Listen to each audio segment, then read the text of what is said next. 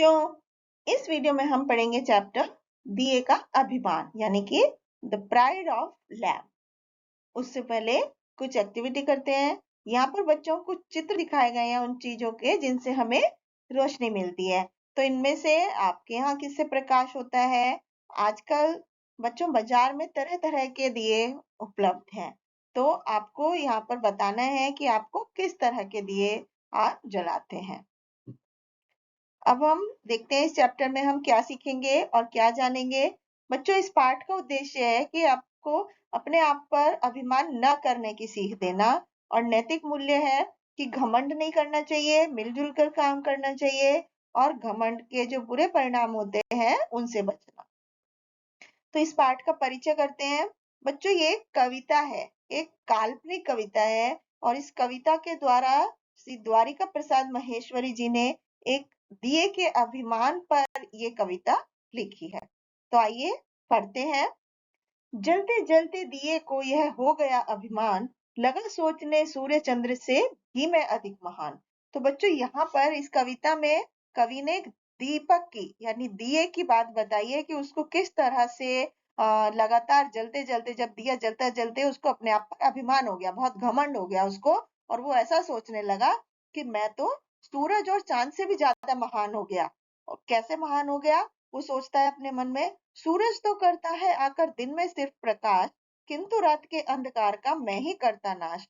तो वो अपने मन में सोचता है दीपक कि सूरज की रोशनी है, सूरज तो सिर्फ दिन दिन के समय आता है, दिन के समय रोशनी करता है, लेकिन मैं क्या करता हूँ, मैं तो रात के समय दिया जलता है, रात के समय अंधेरे को खत्म करता हूँ, मैं ही तो हूँ जो रात के अंधेरे को खत्म करता हूँ। ऐसा सोचकर उसके मन में अभिमान आ जाता है। शशि भी मिटा नहीं पाता है अंदर का अधिकार अधिकार मैं भी घर के कोने कोने को करता उजियार। इस घमंड में सिर ऊंचा कर लगा लगा व्योम में दृष्टि, अहंकार की आंखों से वह देख रहा था सृष्टि।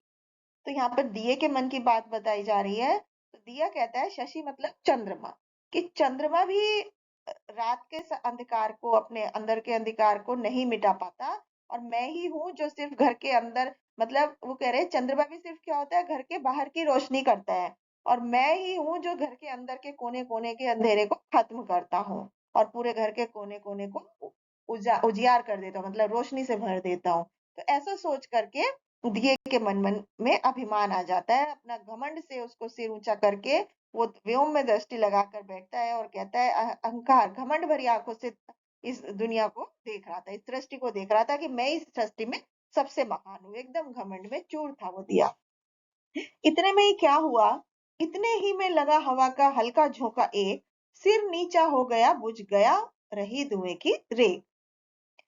इतने में ही क्या हुआ, जब वो दिया ऐसे ही सोच रहा था, तो इतने में क्या हुआ बच्चों, एक हवा का हल्का सा झोंका आया और हवा आते ही क्या हुआ, वो दिया बुझ गया।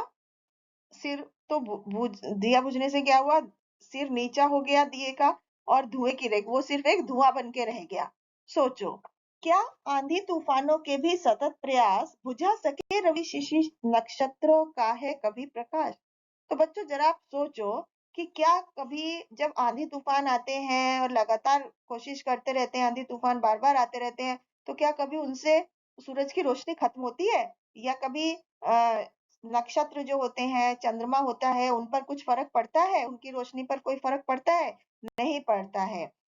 लेकिन दिए को घमंड था कि मैं सूरज और चांद से भी महान हूँ। अब यहाँ पर एक हल्के से हवा के झोंके से ही उसका अस्तित्व मिट गया और वो सिर्फ एक धुएं की रेखा बनकर रह गया। मिट गया हल्का सा झोंका ही दीपक को एक, और खिंच गई उसके मस्तक पर कलंक की रेख। तो यहाँ पर कवि बोल रहे हैं, बहुत ही सुंदर बोला है कि सिर्फ एक हल्का सा हवा का झोंका ही दीपक को राख बना गया, दीपक को मिट्टी में मिला गया, और उसके मस्तक पर यानी उसके मन पे हमेशा के लिए एक कलंक की रेखा खींच गया, एक लाइन खींच गया। अहंकार का सदा जगत में होता दुष्परिणाम, करो बिना अभिमान तुम जो कुछ करना हो काम। तो बच्चों, यहाँ पर कवि ने बहुत ही सुंदर संदेश दिया है और बोला है कि घमंड का हमेशा से इस जगत में बुरा ही परिणाम होता आया है। हमें कभी भी घमंड नहीं करना चाहिए। जो भी कुछ हम काम करें, परंतु काम करने के बाद हमें उस काम का अभिमान नहीं होना चाहिए, घमंड नहीं होना चाहिए कि मैं ही सर्वोपरि हूँ। ऐसा अभिमान जब भी समाज में कभी हुआ है इस दुनिया में, तो हमेशा उसका रिजल्ट बुरा ही हुआ है। तो बच्चों, लगन और मेहनत से सफलता पाने वाले इंसान को कभी भी घमंड छू नहीं पाता। अहंकार से तो बच्चों देवताओं का भी नाश हो गया।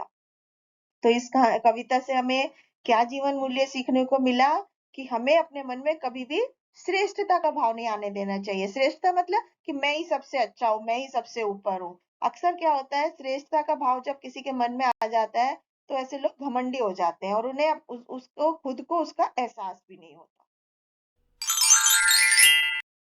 Thank you.